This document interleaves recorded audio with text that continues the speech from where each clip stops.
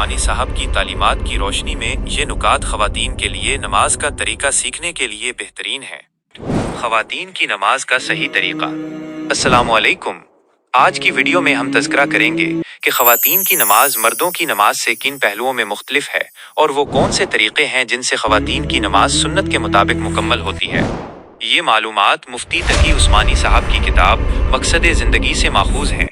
अफजल मकाम। ख़वातीन के लिए नमाज की जगह के हवाले से फजीलत की तरतीब ये है।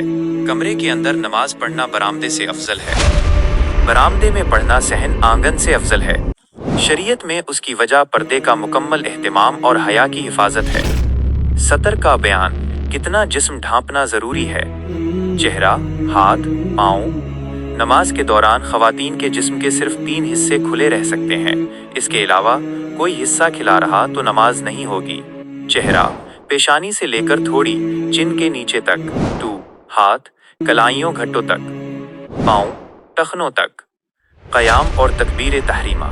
नमाज शुरू करते वक्त ख़वातीन हाथ कानों तक नहीं उठाएंगी बल्कि सिर्फ कंधों तक उठाएंगी। याद रहे कि हाथ दुपट्टे या बरक़ा के अंदर ही रहें और उंगलियां मिली हुई हों। हाथ सीने पर इस तरह बांधें कि दाएं हाथ की हथेली बाएं हाथ की पुश्त पर हो। रुकू का तरीका। ख़वातीन का तरीका झुकना। मर्दों के मुकाबले में कम झुकें। कमर बिल्कुल सीधी न करें।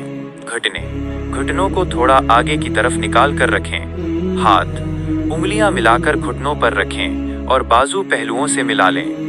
सजदा। सबसे अहम फ़र्क। ख़वातीन का सजदा सिमट कर होता है।